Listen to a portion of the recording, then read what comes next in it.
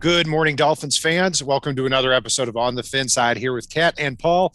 Follow us on Facebook, Twitter, YouTube, all of our social media outlets. We are now the official Miami Dolphins channel here for the FanSided Network and FinFanatic.com. Be sure to check out those sites as well.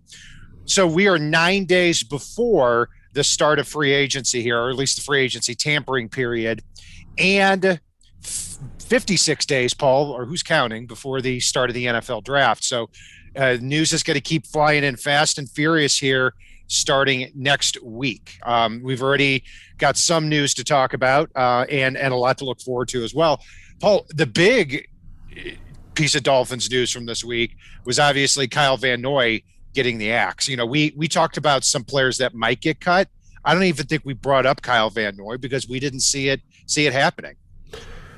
We didn't, but at the same time, I think you and I both had the same reaction where it made a lot more sense once you took a real deep look at it. I mean, I know you and I talked offline, and you compare Kyle Van Noy's statistics in his 50-ish snaps to Andrew Van Ginkel in his 422 snaps.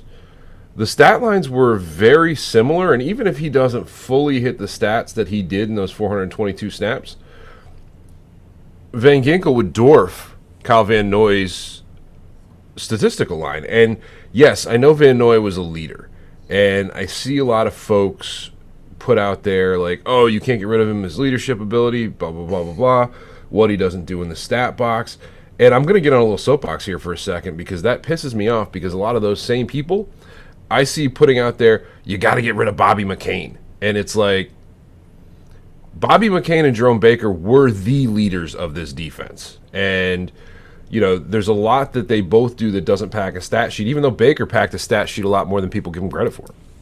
Yeah, I mean, it's hard to put your finger on a lot of times who is a bigger leader than the other guy. And, you know, and a lot of that goes on behind closed doors. And what I do know is, I was not happy when they cut Van Noy for about the first 10 minutes because I thought, great, well, we lost a good player. We created another hole. But the Dolphins are saving $9.8 million in cap room. So now you're talking about them having $36.6 million in cap to, you know, they're going to need about 12 for the draft with all the picks they have.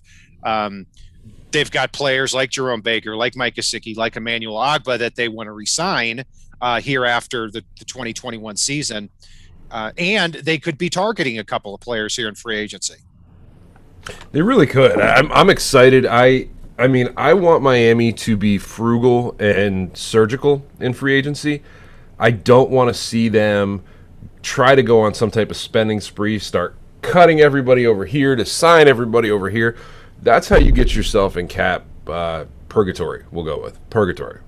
I want Miami to be smart. I want them to fill a lot of needs through the draft. They've got the capital to do so. And that means Miami may not be going out and signing the sexy player. They may not be going out and grabbing an Aaron Jones for $15 million a year. I still have a sneaking suspicion he may be a last-minute franchise tag if Green Bay really thinks he's that good and they can get him for half of what he's looking for in the open market right now and continue to groom A.J. Dillon.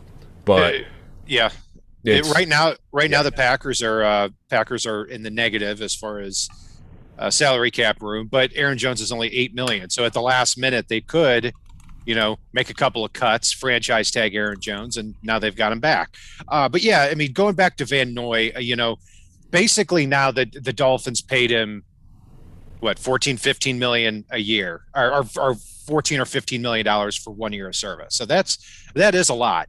But when I thought about it in a little bit more detail, I felt the following things. Number one, he missed 2 games last year. And in those 2 games, the Dolphins shut the Jets out 21-0. And in the other game, they lost to the Chiefs. The Chiefs put up 33 points, but 7 of them were on a punt return. So now we're down to 26 points. And they they really scored all their points within like a 9-minute span. The rest of the game, the Dolphins defense played outstanding. So I think with Van Noy out, you're losing a good player, but they might be able to get even a little bit faster on defense, and they showed that they can win without him.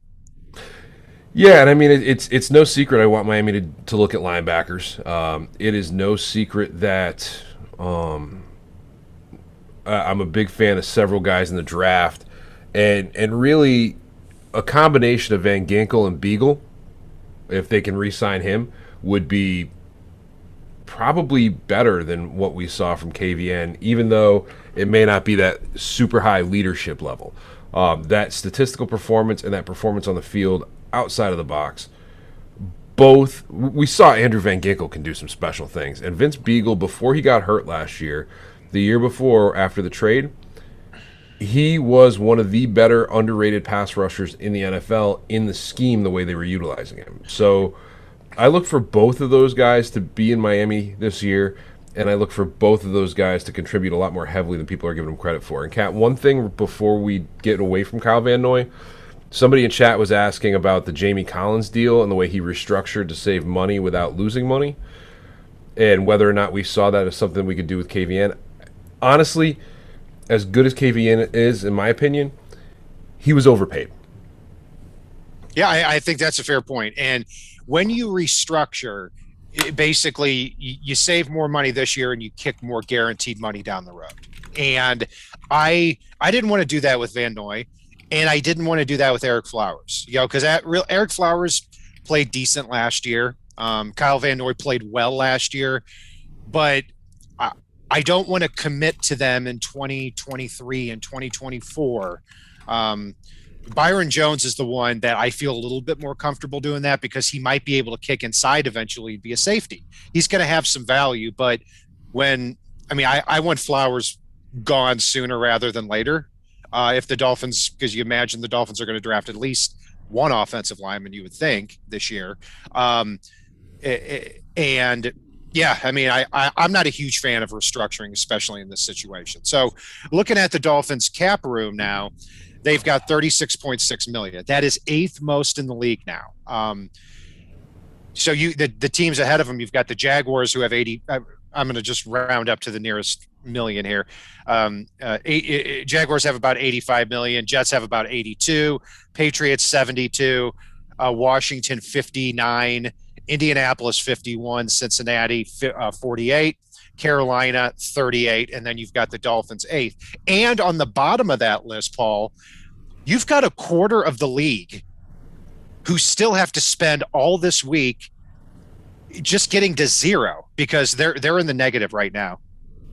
Yeah, I mean, we've joked about the Saints for years and the way that they've just funny money the cap, kick the can down the road, and that should be a warning to everyone. I love what Chris Greer and Brian Flores and Reggie McKenzie and all those guys in that front office are doing right now, in the fact that they're setting up for the future without mortgaging the future. That comes due, and it comes due in a big way. I can't remember exactly where the Saints are at right now as we speak, but I know it's just ugly. It's like they've got, it feels like almost double the cap room. I think it's around $70 million in the hole. I mean, I'd be nauseous right now if we had to do this show and Miami was $70 million in the hole on the cap. That just, there's, you don't get out of that without just destroying your team and starting over. You want to talk about a teardown? I can't see a way around it for them other than an absolute teardown, and it's disgusting. There was one transaction here today on Saturday, and the Saints re-signed Ty Montgomery to like minimum salary, and I'm like, how? It's just no. And also another thing too, I don't. Do those checks ever bounce? I mean, I don't understand. I mean, and also too, I have another bone to pick with Drew Brees, an all-time great. Why do these guys after the season need to take like 5 months to decide if they want to come back the next year? I mean, look, I understand. Hey, season ended. You got to spend a couple of weeks out of town, but can you come back and make your decision? I mean, it's not because how much money the Saints have to chop depends very heavily on whether or not Drew Brees is going to come back next year. Make your decision. Yeah, and I got news for you. Even if Drew Brees does come back, watching him as the season wore on this year, when he was actually able to be on the field, he might need a little salary chop as well. Yeah, it was like watching my grandma try to throw laundry down the stairs. Dude, it was like watching a 9-year-old throw the ball left-handed. That's a righty. It wasn't pretty. Horrible. Drew Brees and Big Ben had like it was like watching a guy that had no bones in his arm try to throw a ball. And Big Ben's coming back next year, much to my surprise too. But anyway, getting a little bit off track here. Looking at the Dolphins' current free agents, we did have a show a while ago that we'll revisit about which Dolphins unrestricted free agents will or will not be back. So we're just going to go quickly through this list here because we were in agreement on 6 unrestricted free agents not being back. Ryan Fitzpatrick, we both agreed it doesn't look like it's in the cards. I think he'll end up starting for somebody this year, at least at first, maybe Washington, maybe Chicago, maybe Denver, one of those teams. So Ryan Fitzpatrick, Matt Breida at running back, DeAndre Washington, running back, Mac Hollins, wide receiver, Isaiah Ford, wide receiver, Kayvon Frazier, safety. Out of those 6 there, we have to make the assumption at this time with being a week out, if they're not re-signed, more than likely they're not going to be back. But of those 6 players there, Paul, anybody that you would want to keep? I was replying to something in chat. Can you bullet through those real quick again? Yeah, Fitzpatrick, Breida, Washington, Hollins, Ford, Frazier. Maybe Frazier. I was thinking the same. I'm not tied to it. I mean, there are a lot of safeties I like in this draft, and he could become expendable, but he also can be one of those bottom of your 90 guys that maybe he beats somebody out. Maybe he can beat out Fedulum. Fingers crossed. That's what I was thinking, is that if you re-sign Kayvon Frazier for like minimum salary, maybe you can cut Fedulum, and then not only in our opinion, do we have a better player on the roster, but you save a little bit of money. Not much, but a little bit. Okay, so let's go through the rest of this list here. Ted Karis is really, and it's nice to say he's probably the biggest free agent that the Dolphins have here at center. He's a fascinating one because maybe you can bring him back again for a year, 1 or 2. A year or two, $4 or $5 million a year, and you at least know you have a decent center. But there's also David Andrews out there, Corey Linsley at the center spot. What are your thoughts on Ted Karis? You think the Dolphins should try to re-sign him before? Should they go for Corey Linsley? Should they go the draft route? I think they should be making phone calls to Corey Linsley as soon as that tampering period starts. And, I'll say that with a big wink when I say as soon as the tampering period starts. I think Corey Linsley is going to be very affordable and can take the line a little to the next level. I sat back, and I may have put this out there, I may not have. I have way too many thoughts this time of year around what we should or shouldn't do, as you well know. It's you and I spend a lot of time talking offline. If Miami were to, and these be the only 2 moves on the offensive line, to sign Corey Linsley and draft Quinn Miners, I'm really happy with the long-term prospects of this offensive line as we move forward here for the next few years. So in that situation, Linsley would start at center, obviously, and then would you have Miners competing for the guard spot and then eventually kicking back over to center when Linsley gets up there in years? I'd have Miners in at right guard, Kinley in at left guard, Jackson and Hunt at the tackles. You want to ask me about 4 years from now whether or not I'd kick Miners to center. All depends on who Miami can grab in the draft, and it's nice to have that flexibility. And I would not cut Jesse Davis. I would have Jesse Davis be that jack of all backup offensive lineman that can come in and you don't skip a beat having him out on the field. But whether you move him to center or not in 4 years, let's see where the chips fall as it comes along. And you mentioned Jesse Davis there. Now that Van Noy is cut, Jesse Davis is the oldest player on the team, assuming Fitzpatrick's not back next year. He's 29. He'll be 30 in November. That's the oldest player, going to be the oldest player in the Dolphins roster. Not a coincidence. And when we look at this free agent list here too, I think it's important to. I really don't even. I have a hard time even looking at anybody over 29 on this list, even on a 1-year deal, because I think they would have just maybe kept Van Noy if age and athleticism weren't an issue. So anyway, next player, Davin Gotcha. He's a player I see going. I imagine him getting $3-4 million a year somewhere, getting a starting opportunity to play in a 4-3 defense. I don't see the Dolphins shelving out that money for what would be their fourth defensive tackle. $3 million a year, I can see it, especially coming off injury. I mean, you're not that far above the veteran minimum at that point, and I'd do that because he did serve a role, but any more than say 3.5 and I'm out. I think that money can be better appropriated elsewhere, and you can just continue to develop Benito Jones or Tyler Shelvin. Or one of numerous other folks, even out on the free agency market. If you want to look way down the list at a guy like Chris Wormley, and a few other guys there. Right.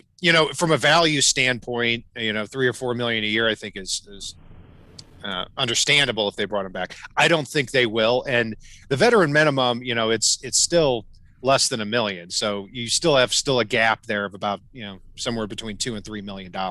I don't see them bringing him back. Good luck to Davin Gotcha elsewhere, as far as I'm concerned. Matt Hawk, I'll throw it to you on that. I'd like him back. But, I'm not killing myself to do so. Despite the fact that he'll occasionally shank a punt, he's been most of the time amazing at pinning folks inside the 5 or 10 yard line from a good majority of the field. So there's a little good, a little bad with him, and I don't think he's somebody that's going to break the bank at his position. I would take him back, but I wouldn't go more than a 2-3 year deal. How many million would you shelve out per year? 4.5. Oh, tops. Oh yeah, I'd probably tap out at that point. 3 might be my max on that, and here's why. Because look, Jason Sanders they extended, very very much should have. Yeah. Jakeem Grant, I think we both want to keep, unless you really get somebody with punt returning skills in the draft.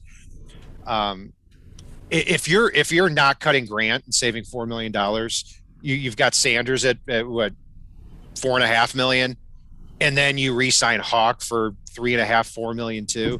Man, you're spending that's $12 million on your kicker, punter, and returner. I think somebody's got to go in that scenario. And also too, so I'm really more on the train of let Matt Hawk walk.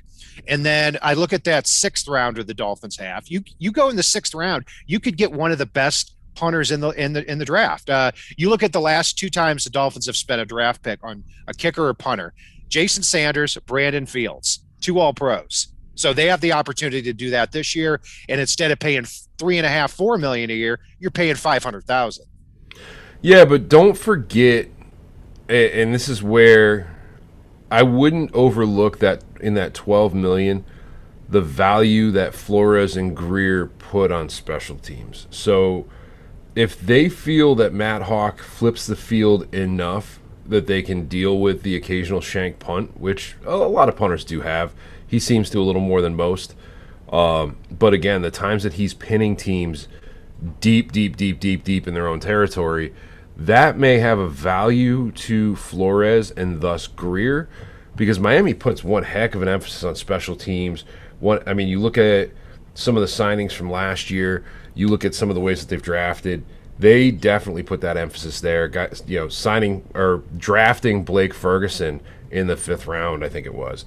Going out and signing away a Clayton Fedulum and overpaying him, to be honest with you, to come in and just be a special teamer.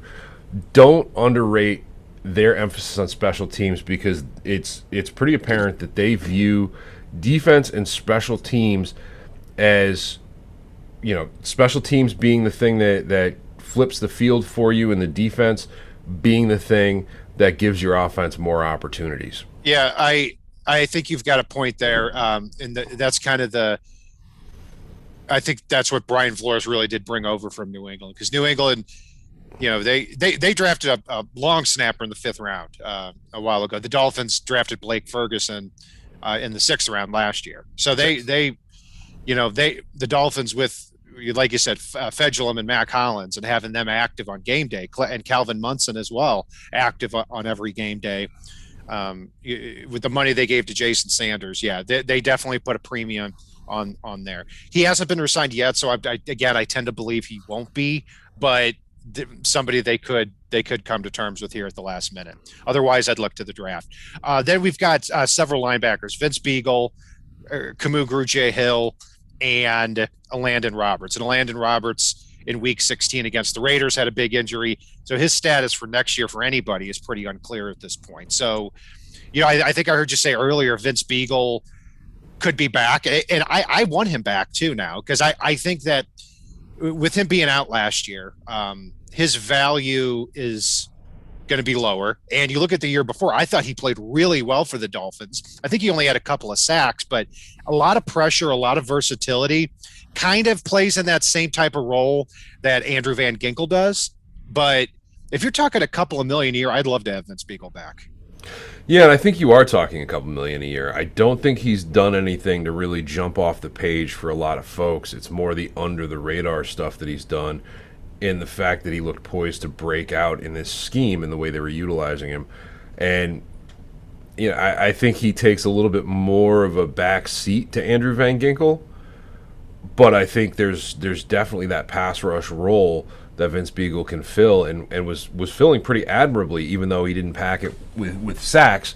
He was putting, as you pointed out, a tremendous amount of pressure on opposing quarterbacks. I remember Peter King having a piece about the most pressures per drop back, and Vince Beagle was right there towards the top of the league, even though he only had, I think, 1 sack at the time when Peter King put that out there.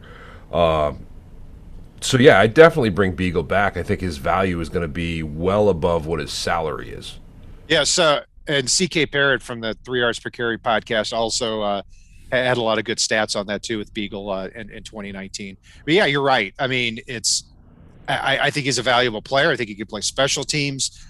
Maybe you're getting 2 of the same there, but, you've got 2 guys with a lot of versatility in Van Ginkel and Beagle. So I'd like to have him back. More than likely, again, he probably goes somewhere else, but we'll see.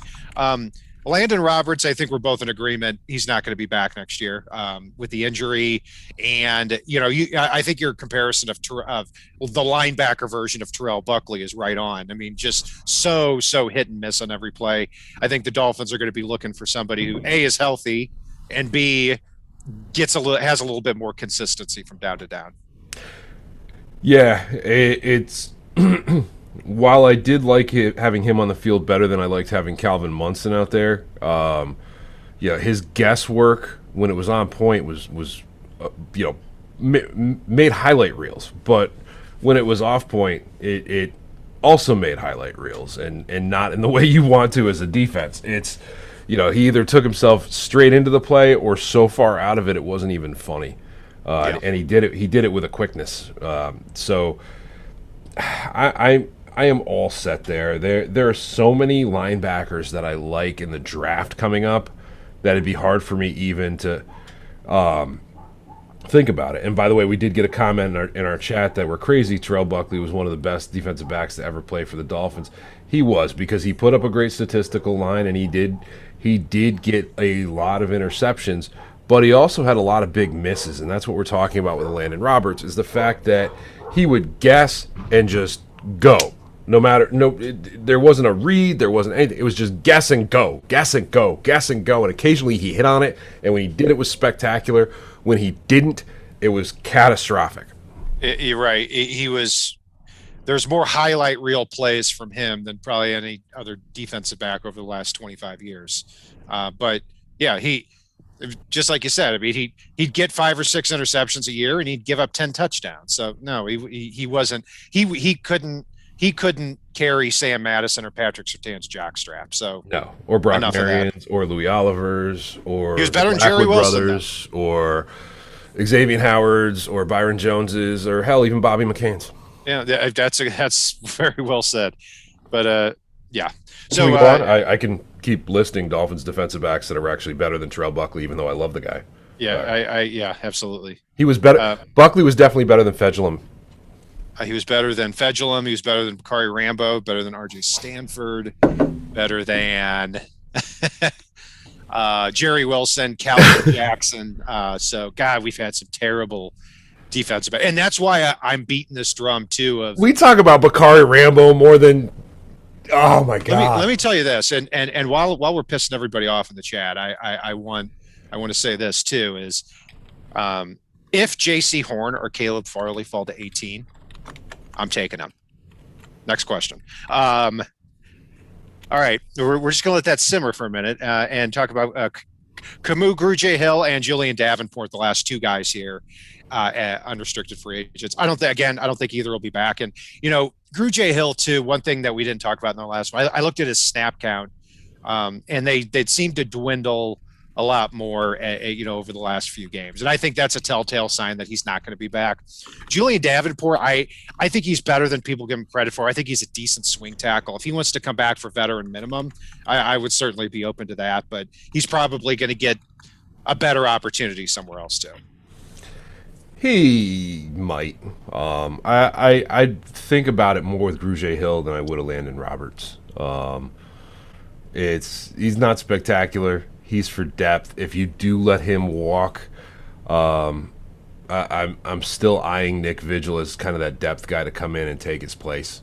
And not have a drop off really, but other than in salary. Got it. Yeah, absolutely. So, Paul, I think we're in agreement there on a lot of these free agents here. I mean, I'd like to. I mean, if all of them left, I wouldn't shed a tear, to be honest with you. I think it would be a decent strategy, maybe, to re-sign Ted Karis. But this is what would peeve me a little bit as far as Karis is that would you rather re-sign Karis for $4 million a year, and he's the 25th best center in the league, or would you rather sign a first-team All-Pro in Corey Linsley for $10 million a year? I mean, to me, that's an easy choice. Mm-hmm.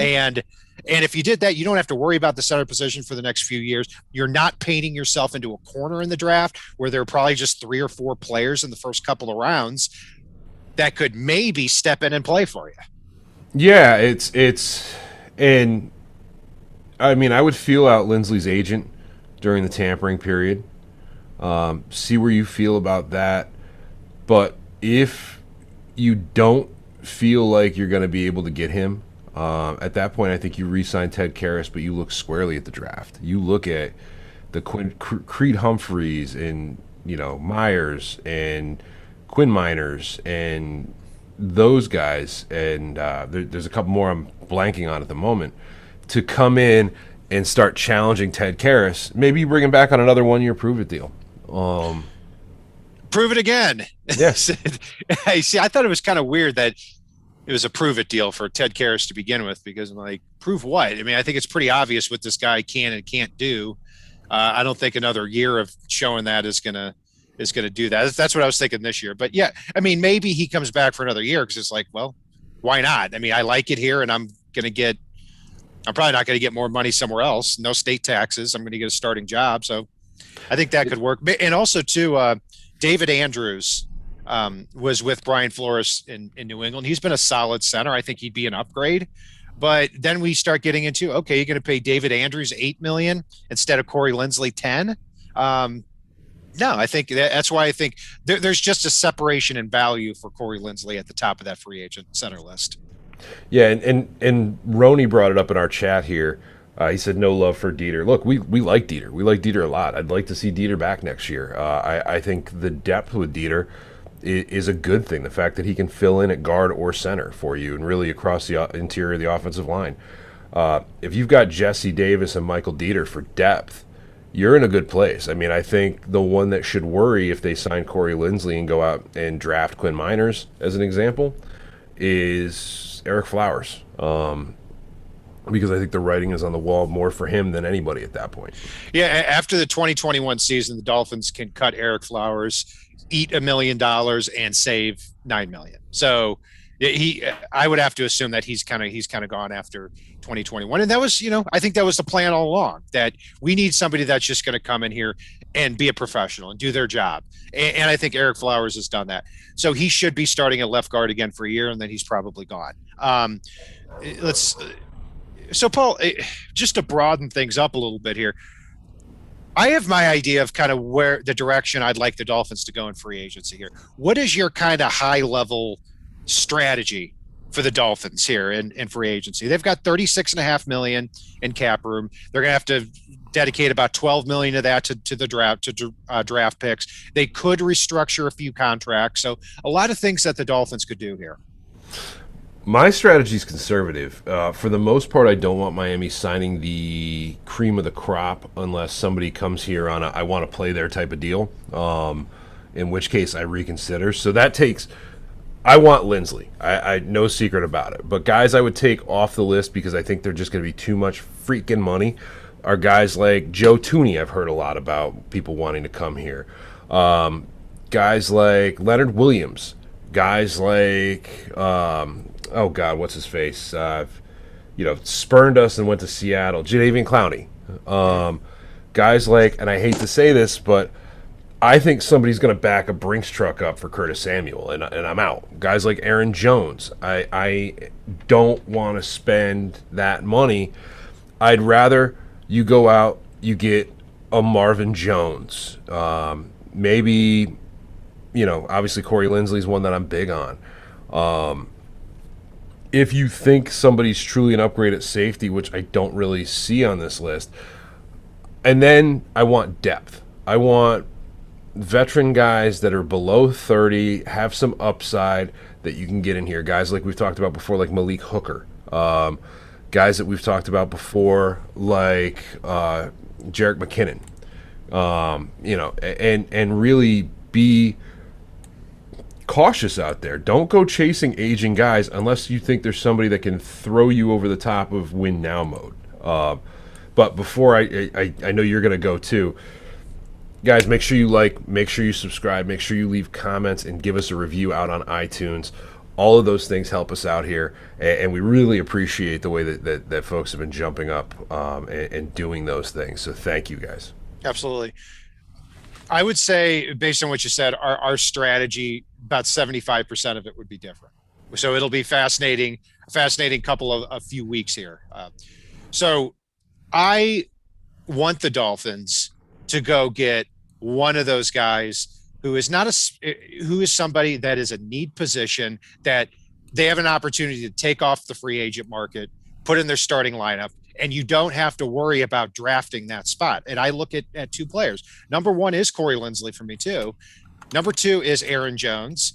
And number three is Curtis Samuel typically, but I'm with you on that. I think when you look at this free agent list here, Allen Robinson, Chris Godwin, Kenny Golladay, the top three guys in free agency are expected to be tagged.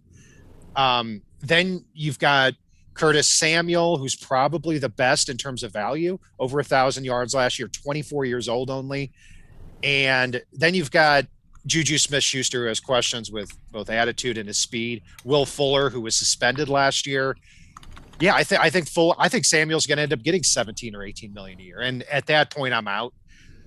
So in terms of need and value, I look at the two Packers, Corey Lindsley and Aaron Jones, because to me, not only do you get a top five player at that position, but you also don't have to spend a first or second rounder at that spot. You don't paint yourself into a corner.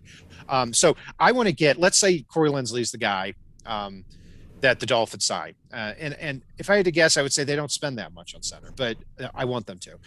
On the other side of the ball, I think it's a very deep group of nickelbacks. And because they're nickelbacks and they're not going to have a major market for them, like guys like Mike Hilton from the Steelers, one of the best nickelbacks in college or in the NFL last year. And if you get somebody like that, I think you upgrade the third cornerback spot from Nick Needham. And that's important. I mean, think about the Bills, the team the Dolphins have to beat, went 3 wide receiver or more 89% of the time last year, and they ate Nick Needham alive in that final game. So that's the strategy I'd like to go to. Get 2 free agents, one on offense and a nickel back. And then from that point, you look at the draft for everything else. And now you've only got 3 or 4, you probably want to draft the spot. But I overall, typically I like going for the strength in numbers, but I'm going for quality over quantity this offseason. Yeah, I'm with you for quality over quantity when it comes to the draft at the very least, even though I know I want to trade down and accumulate some picks.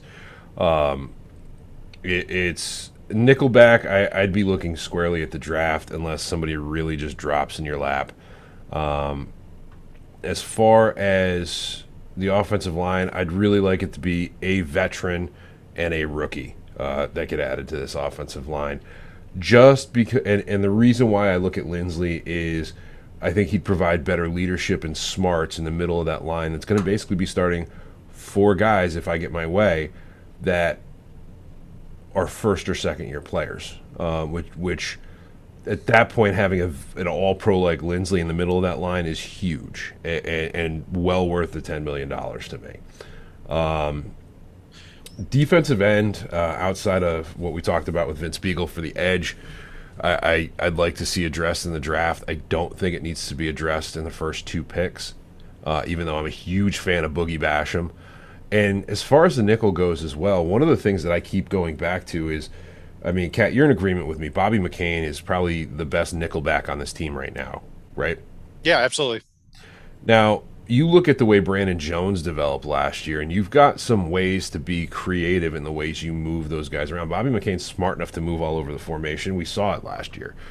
If you bring Brandon Jones on the field in the nickel to fill some of those roles, you can slide Bobby McCain out to cover the slot receiver and still be in a great position there with 2 safeties that can do some things in the middle of the field, and you got Bobby McCain covering the slot. You're good to go. Brandon Jones showed a lot of promise last year, so we can't discount him either.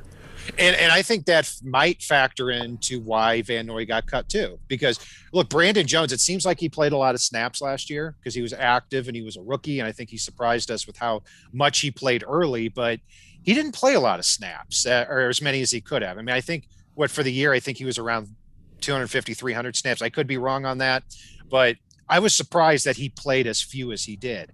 And I think he's going to have a bigger role. I think you're going to see a lot of 3 safety looks from the Dolphins with 2 linebackers on the field. And one thing too, while we're talking about the safety spot, yes, I want McCain, I want Rowe back. I think it's ridiculous it's even being talked about that they could be cut. And I don't think they will be. I would love for the Dolphins to look at Malik Hooker at safety because somebody like him is 24, turning 25, coming back from an injury. If you want to have, he's a guy that would be perfect for a 1-year prove-it contract because he's coming back off injury. If you go to Miami and you start at free safety with Byron Jones, Eric Rowe, Bobby McCain, and Xavier Howard, you play lights out for a year. You put yourself in a great position to get a big contract with the Dolphins or with another team the year after. He's somebody I really do want them to look at there. But at defensive back too, not just Mike Hilton, but some other cornerbacks here, like Michael Davis from the Chargers, Troy Hill from the Rams, guys who are probably not going to command 10 to 12 million a year because they're role defensive backs. But there is a lot of depth at that nickelback spot. That's why I want them to address that in free agency, not necessarily the draft.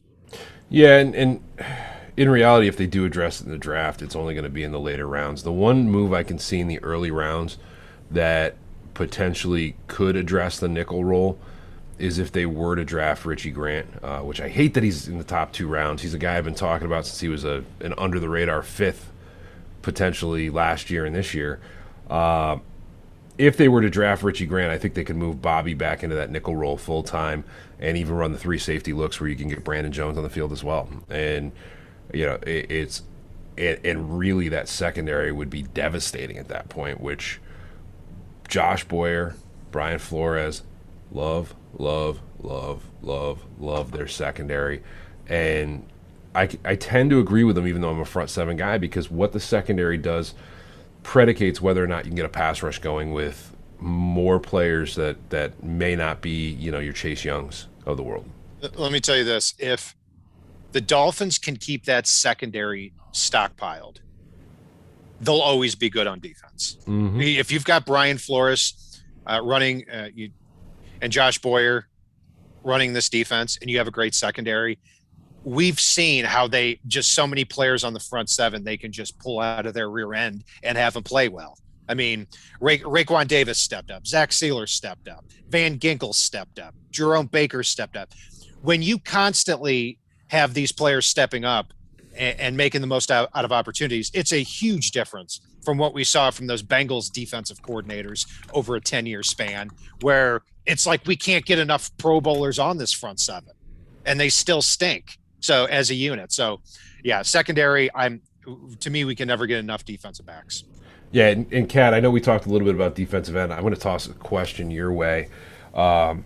Given free agency, given the draft, what would be your dream to bring in at the defensive end spot for Miami? Who would be your dream defensive end out there? In free agency or the draft or either? Yes. Yeah. Okay. First of all, it's a very intelligent question. Thank you to our young listener there. My dream pick would be Gregory Rousseau falls to 18.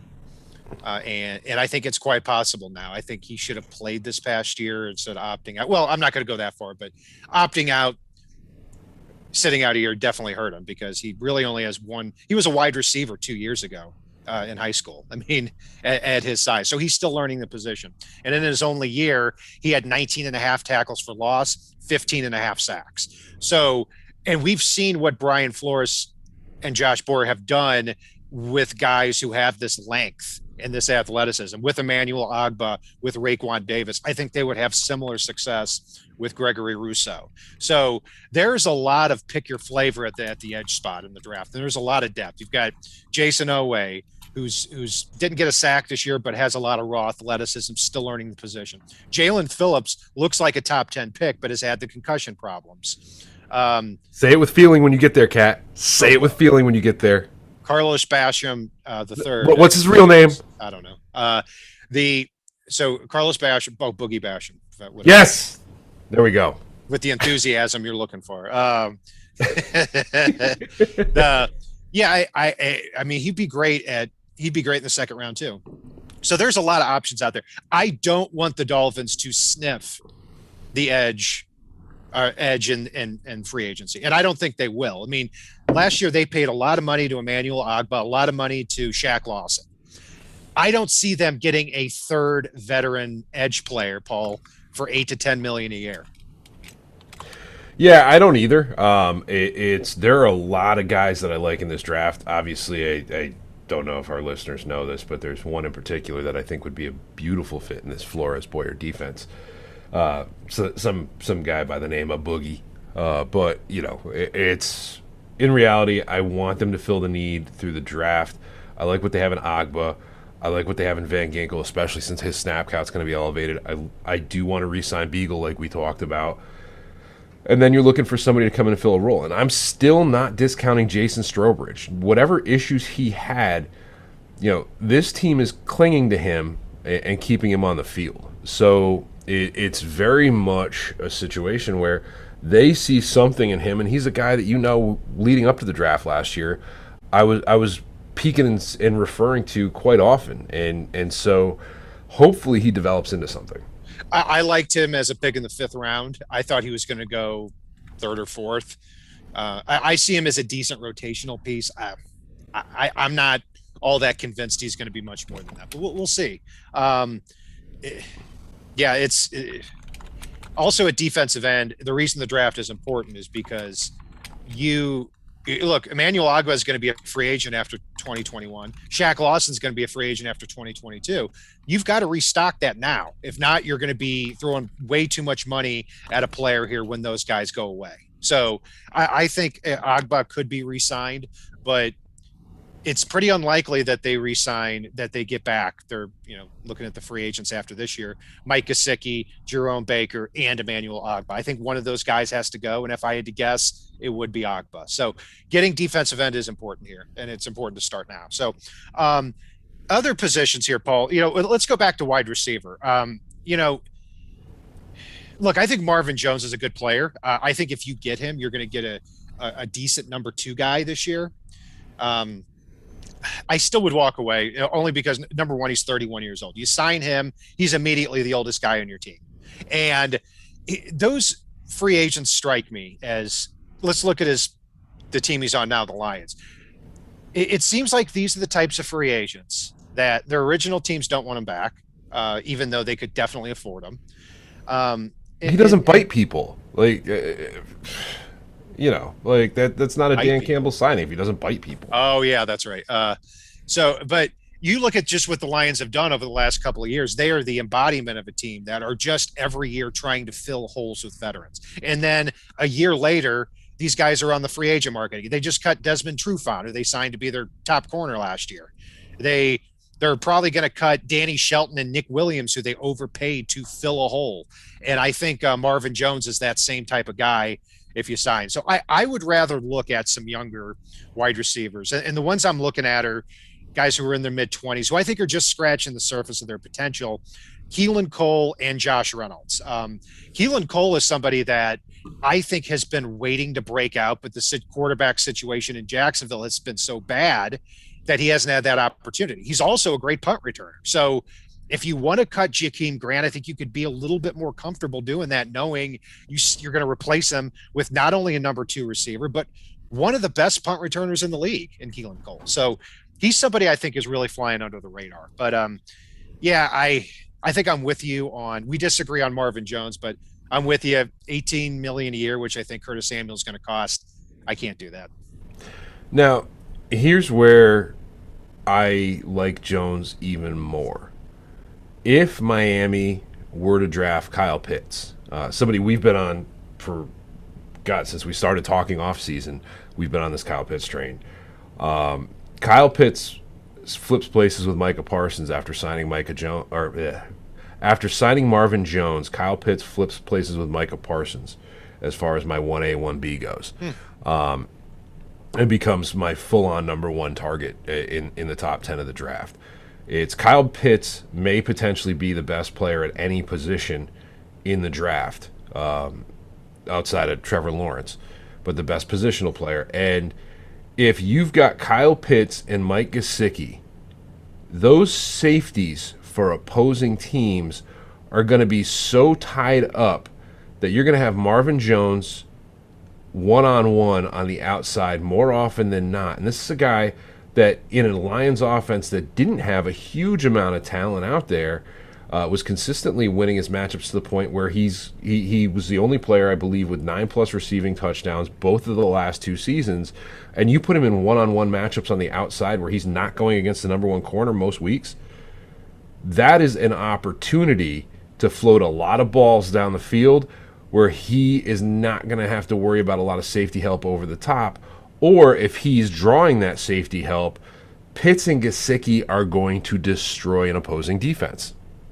I reached the point with Kyle Pitts a couple of weeks ago that I decided I'm not going to overthink this anymore. Where I get that feeling. I think that anybody who passes on him is going to have that feeling in their belly that we may have just passed on Randy Moss. I mean, you're talking about somebody in Kyle Pitts. He's not going to be 21 until midway through his rookie year. And he's 6'6", 245 right now. I look at him and I think this guy could pack on 15, 20 pounds easy and probably not lose speed. No, I think you're just talking about a different type of player there with Kyle Pitts. And not to go too far down that road, but yeah, the third pick, to me, it's 3 choices. It's Penei Sewell, a trade down, or Kyle Pitts. After that, I don't see how the team can get there with either of the wide receivers. That we can't trade down and get another first round pick because Jamar Chase or Devontae Smith are so special. I just can't see how they get there. the wide receiver position right now, I don't know if a lot of folks that watch NFL Network exclusively for their information or ESPN exclusively for their information realize this, but there are a lot of really talented wide receivers in the draft that don't wear an LSU or Bama helmet. It's surprising, and it's okay to get there. Guys like Kadarius Toney, guys like Tutu Atwell, guys like Nico Collins, guys like Jalen Darden. There's a lot of under-the-radar guys that go to small schools. Believe it or not, some of the best wide receivers in NFL history went to small schools. If you're only looking at those top 3 wide receivers, there's not as big of a gap as people seem to think there is as far as talent level projecting the NFL. You look at Pat Freiermuth, the number 2 tight end in this draft. He is very good, but he is just a tight end. Kyle Pitts is a phenomenal football player that impacts your offense. And you can grab a Kyle Pitts, you can grab a Tutu Atwell and a Marvin Jones, and suddenly you add a running back to this mix aside from Myles Gaskin, you have one of the most explosive potential offenses in the NFL. And thinking about it, you look at some of these guys and some of the things that they can do. When they go into the Wildcat with a Malcolm Perry or Lynn Bowden Jr., they've still got receiving threats all over the field that are going to get enough separation that you can allow Lynn Bowden to occasionally throw the football out of the Wildcat. Yeah, I mean, it'll be fascinating to see what combination the Dolphins go with a receiver, because I think the wide receiver and tight end spot have to be diversified enough to where it's a good fit with all these guys. Because like I've said, if you're a pass catcher in the NFL, it is a selfish man's position typically. And one appeal is that Marvin Jones is okay being second or third fiddle on an offense like this. And I think, because I think if you get yourself in a situation where, like, you signed Curtis Samuel and then you drafted Jamar Chase and you've got Gesicki and Parker, you've got 4 guys who are going to want to be the number 1 guy. That could cause some problems, even though on paper it dictates a lot of matchups. Yeah, and those are good problems to have, but it's APK. Oh, honey, I'm sorry that you haven't watched enough tape to realize that Pitts is not frickin' slow. Pitts is anything but slow. I don't know where you're getting that information from. He is not a slow tight end, and he is not slow for a wide receiver. You can line him up all over the field, and I can't wait to see his 40 times. But at the end of the day, the eye test as far as quickness goes, he is fast and he has short area quickness to make great adjustments to the football. And watch if anybody who thinks he's slow, watch his touchdown against Kentucky, where he's got Kelvin Joseph, who might be a first-round cornerback, that he is outrunning to the end zone.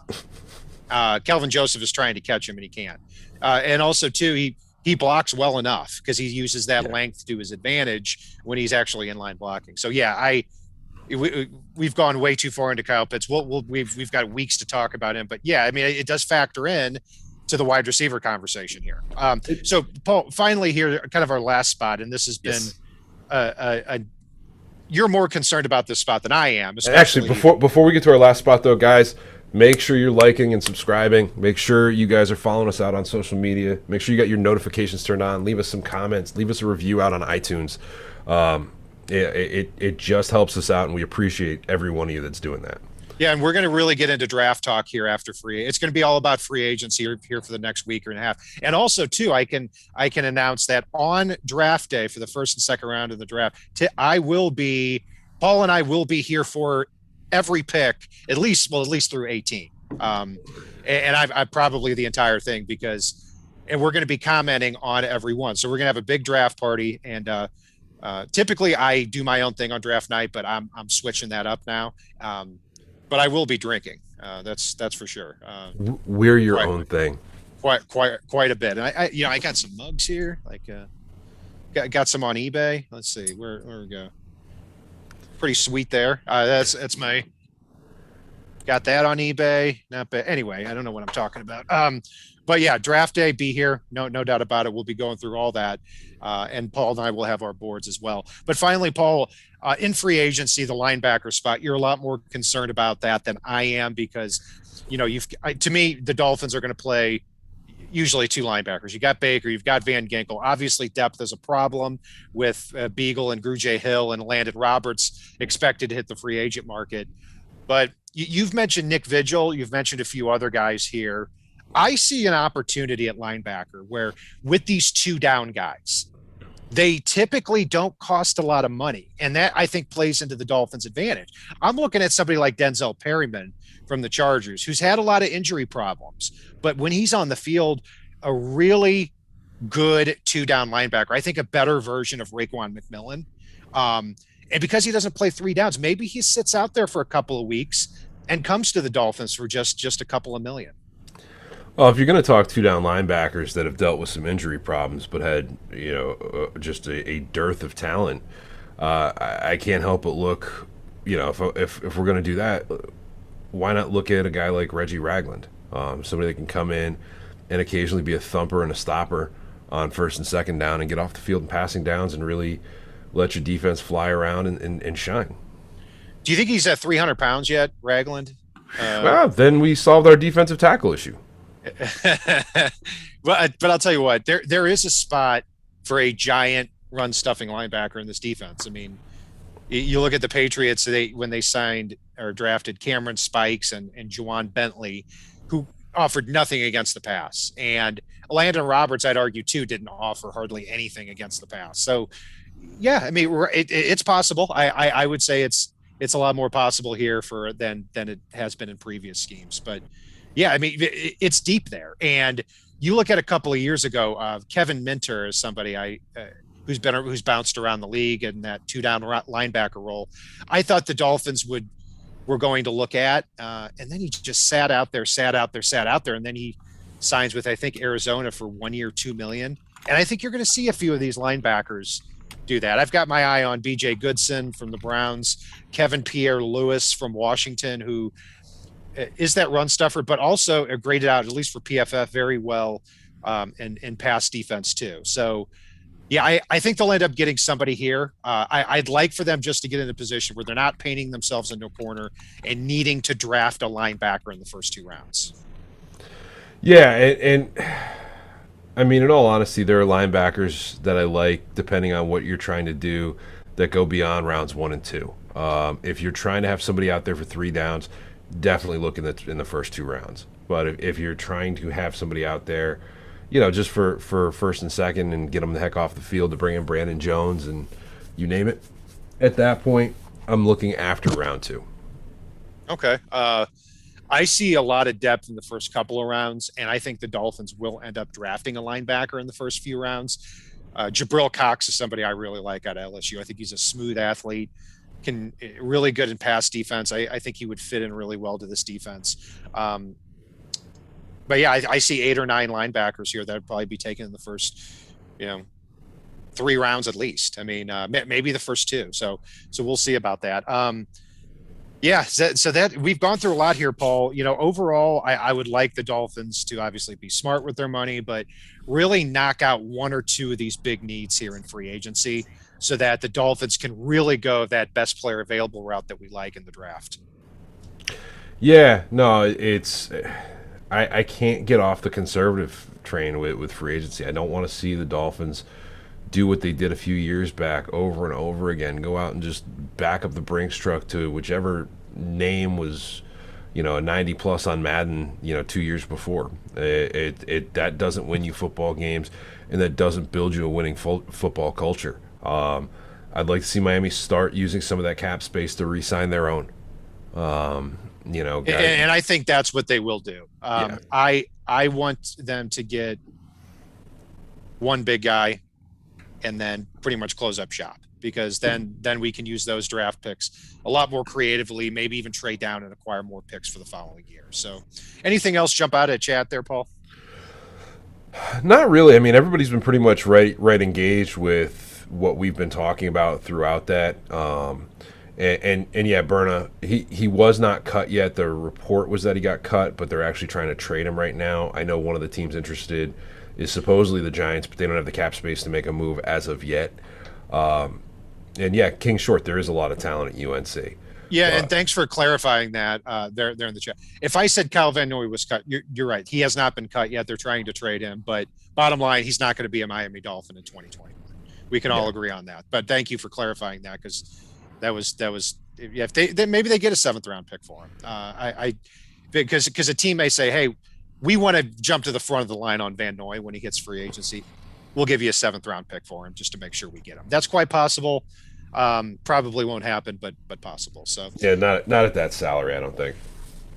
So Paul, that's going to do it for our breakdown of what we're looking for here in free agency. You can follow Paul and I, Brian Cat NFL on Twitter, and Paul is Fanatic_pick. That's Fanatic with a PH. You can also follow us on Facebook, Twitter, all of our other social media outlets as well. We're going to have a lot of great stuff here in the upcoming weeks. And if it's not on the right side and it's not on the left side, it is on the fin side.